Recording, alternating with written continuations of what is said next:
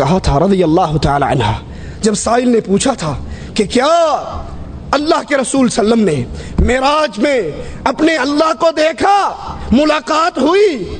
وہ کہتے ہیں نا کی نہیں کیتا یار نے ایک یار واسطے، رب محفلہ سجائیاں دیدار واسطے، رب کو یہاں نظر نہیں آتا تھا؟ انا للہ و انا الیہ راجعون، اپنے سامنے بٹھا کے دیدار کرنے کے لیے رب نے محفلیں؟ یہ ظلم کے عقیدے، یہ رسول اللہ کی شان میں غلو۔ تو پھر عائشہ فرماتی ہیں جس نے یہ کہا رسول اللہ نے اللہ کو دیکھا، اس نے اللہ کے رسول پہ جھوٹ باندھا۔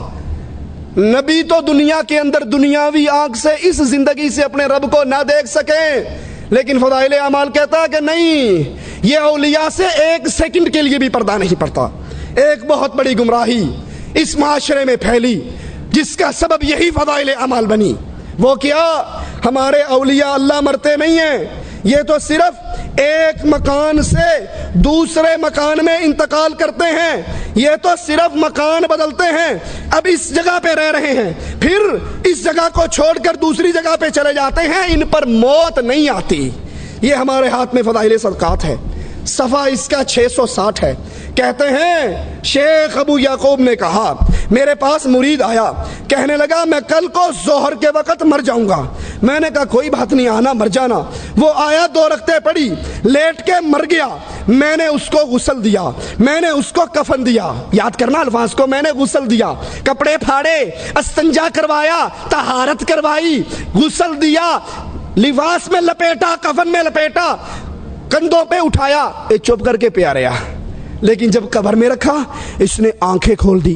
میں نے کہا سردار مرنے کے بعد بھی زندگی ہے؟ کہا بھلے آدمی میں تو زندہ ہوں، اللہ کا ہر عاشق زندہ رہتا ہے، ہم تو ایک مکان سے دوسرے میں انتقال کرتے ہیں، ہم مرا نہیں کرتے، ہمیں موت نہیں آیا کرتی۔ ایک اور بزرگ کہتے ہیں ایک مرید آیا، میں نے جب غسل دیا اس نے انگوٹھا پکڑ لیا، اس نے نہلانا شروع کیا، اس نے انگوٹھا پکڑ لیا، گدگدی کر دی ہوگی یا چوٹی کاٹ لی ہوگی۔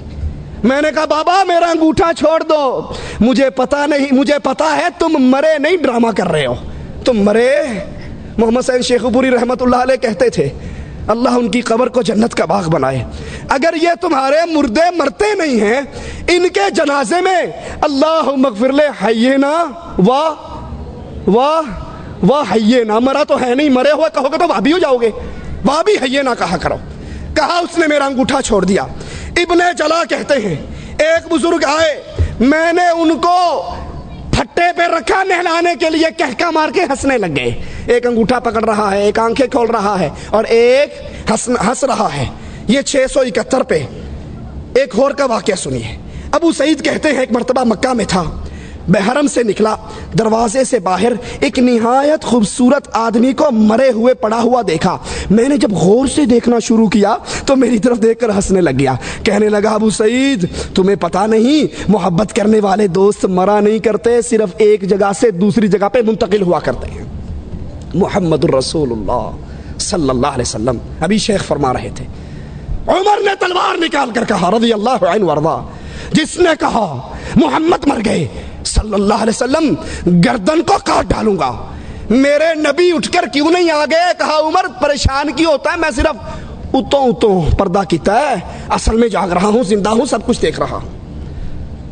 اگر تمہارے بزرگ انگوٹھے پکڑ سکتے ہیں، فاطمہ نے 6 مہینے رسول کی زندگی کے بعد زندگی پائی، کسی نے فاطمہ کو مسکراتے نہ دیکھا۔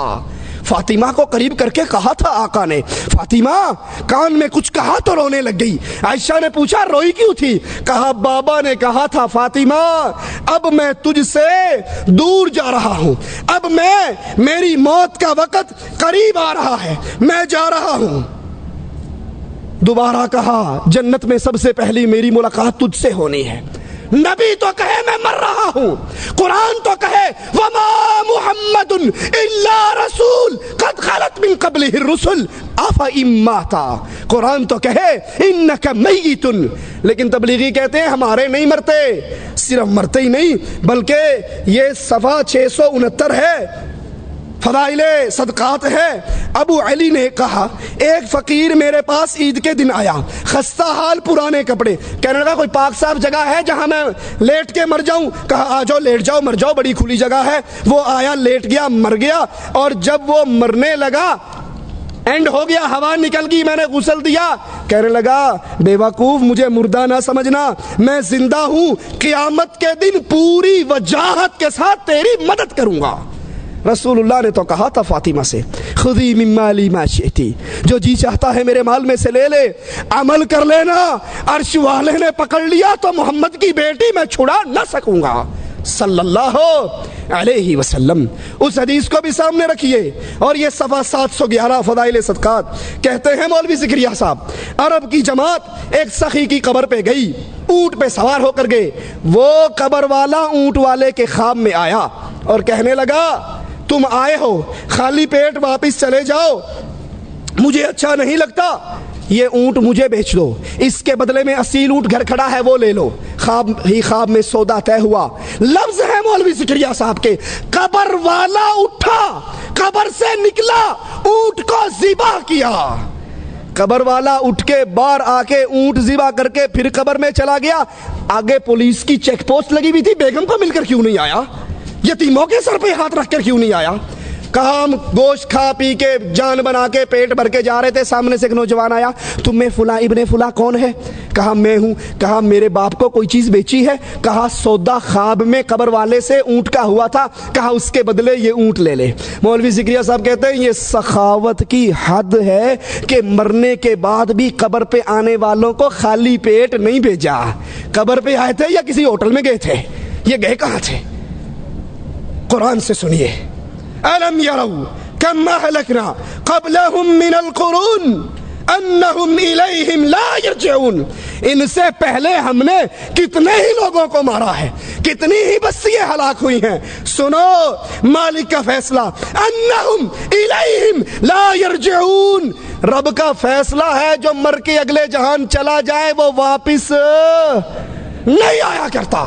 اشرف علی تھانوی اشرف السمانے میں لکھتے ہیں نانا جان کے بارے میں، نانا جان حج پہ جا رہے تھے، ڈاکوؤں نے حملہ کیا، مر گئے، قتل ہو گئے، ختم ہو گئے۔ رات ہوئی تو نانا جان مٹھائی کا ڈبہ لے کے نانی اماں کو سلام کرنے پہنچ گئے، کہنے لگے کسی کو نہ بتانا، ہر جمعرات کو آؤں گا، مٹھائی لاؤں گا۔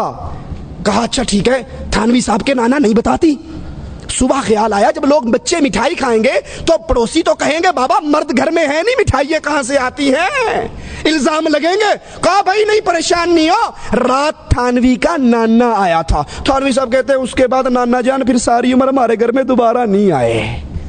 یہ تھانوی کا نانا آیا تھا۔ قرآن کہتا ہے جو مر گئے وہ حرام علی قریۃ اہلکناها انہم لا یرجعون، جو مر گئے وہ واپس نہیں آیا کرتے۔ پوچھو یہ آنے والا کون ہے؟ جو مر کے اللہ کے دربار میں چلا گیا وہ واپس نہیں آتے۔ لیکن فضائل اعمال کہتی ہے آتے ہیں، انگوٹھے پکڑتے ہیں، مدد کرتے ہیں، روٹی کھلاتے ہیں اور یہ سارا کچھ کرتے ہیں، سنتے بھی ہیں، جبکہ قرآن کہتا ہے انک لا تسمع الموتیٰ، اے نبی آپ ان مردوں کو سنا نہیں سکتے، آپ ان کو اپنی آوازیں سنا نہیں سکتے۔ فضائل اعمال کو سینے سے لگانے کی وجہ سے پانچویں بڑی گمراہی اس اہل ایمان، اہل اسلام قوم میں قرآن کو چھوڑنے کی وجہ سے جو داخل ہوئی وہ یہ کہ قبر پرستی کی کھلی ہوئی دعوت دی گئی۔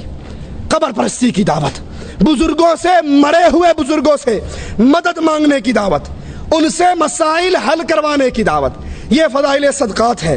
صفحہ اس کا 716 ہے۔